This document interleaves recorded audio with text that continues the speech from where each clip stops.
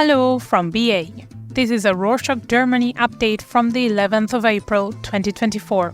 A quick summary of what's going down in Germany. We are starting this week with news from the International Court of Justice, or ICJ, in The Hague.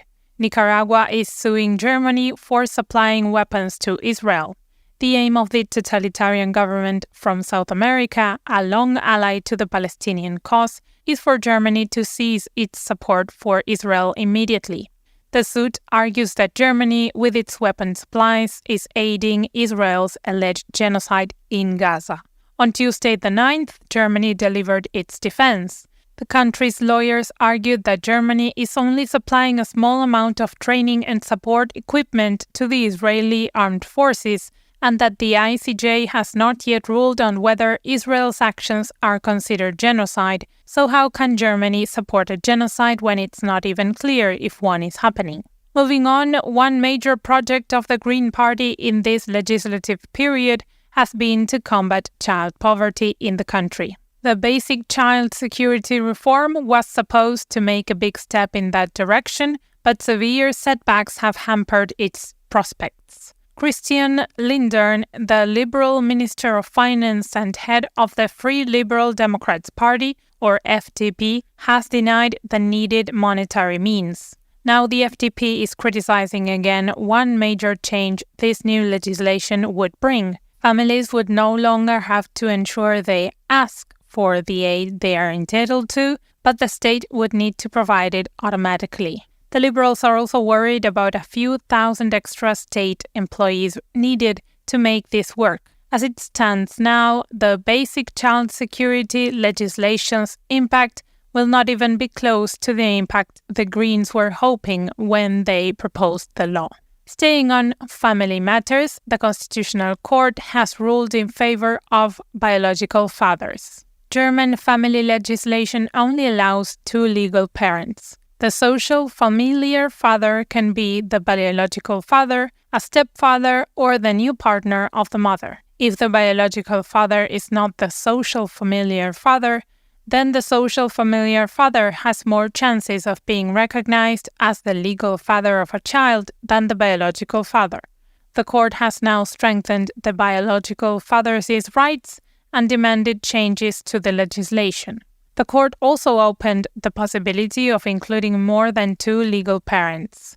But the Minister of Justice, who is in charge of proposing this law change, is not in favor of it. In more law news, the government coalition has agreed on a final draft of a new law to introduce payment cards for migrants.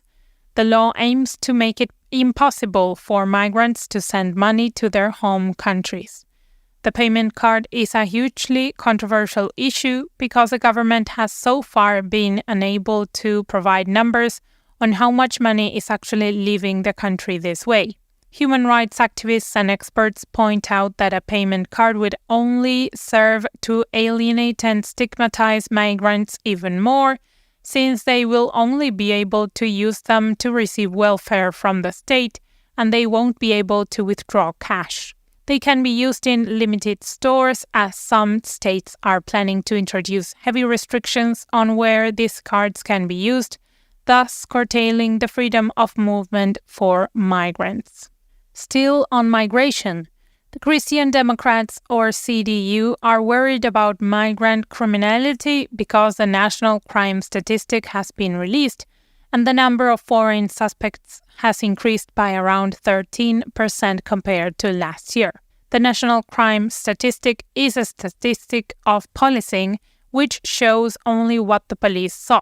So it is not a reliable source of information about who committed crimes because it has been scientifically proven time and again that policing in mainly migrant and poor neighborhoods is much stricter, and individuals tend to call the police more on people who don't look like them. Progressive observers and politicians are pointing out that the debate around the crime statistics tends to take on racist undertones every year.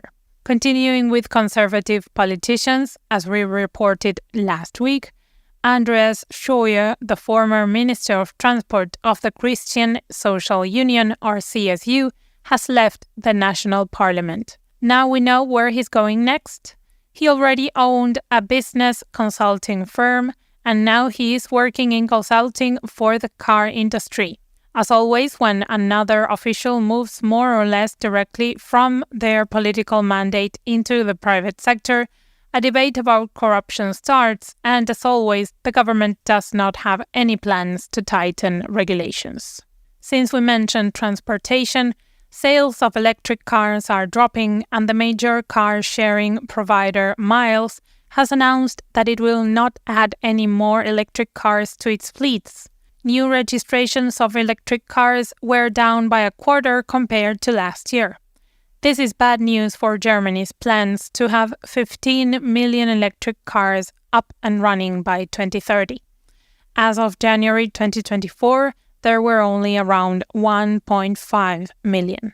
Last week we told you about the Deutschland ticket, which allows people to use all public transport, both regional and municipal, all over Germany for 1 month for 49 euros. Well, apparently this is a major reason why there has been a 7% increase in 2023 compared to 2022 in the number of users of public transport.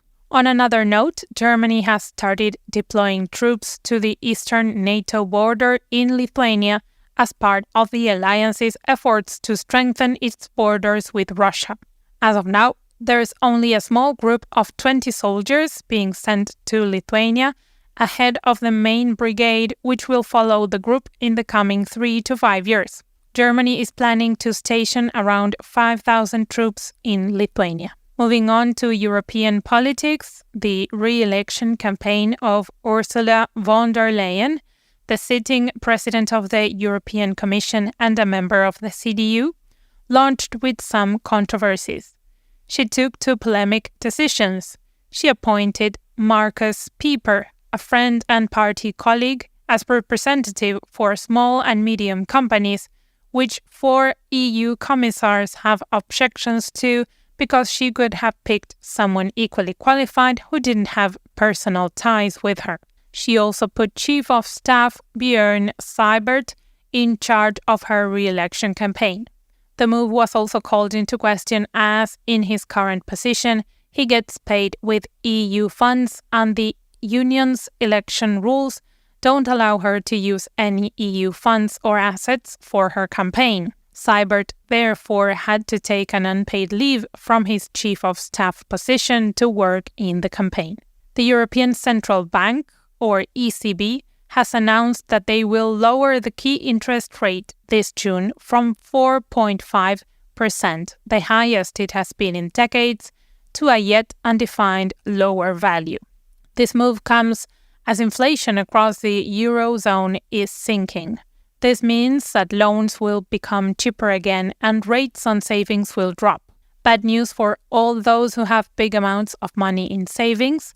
Good news for everybody else, as money will become cheaper and European economies hopefully will pick up steam again.